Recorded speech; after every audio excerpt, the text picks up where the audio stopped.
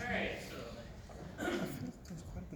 I absolutely love teaching classical physics experiments, doing all these crazy old experiments that when I was in college I got school credit for, but everybody else got Nobel Prizes for, so jaded about that. This is a classic experiment that was devised back in the 1800s to try to settle a dispute. Is light a particle, is light a wave?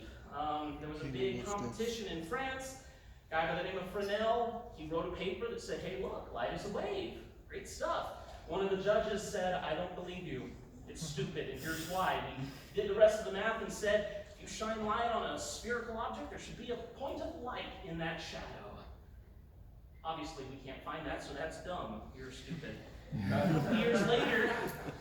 couple of years later, the judge over all of that competition actually found the spot.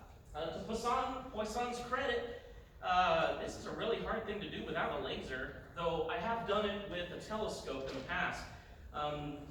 Lights? It's a little harder to see when there's not any lights, when there's lights on. But basically,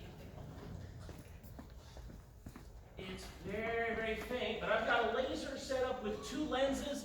I'm sorry, Dr. Sansi, I don't know what the focal lengths of the lenses are. I picked them at random from a box, just to show my students that we live in a really glorious time to make some of these expensive, difficult experiments done easily. Two lenses to both collimate and spread out the laser light, so that way it completely encircles the little pin here with a little piece of plastic that's been painted over so no light gets through.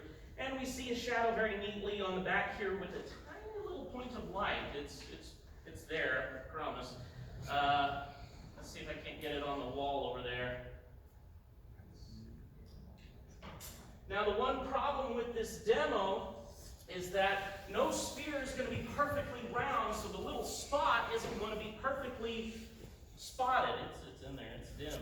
And it's not going to be a perfect little spot, because I can't get a perfectly round spherical object in the way there.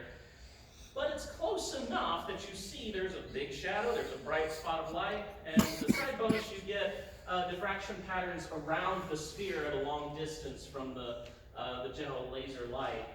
But yeah, this is a fun demo. I love doing old demos like this where the students can see how physics came together.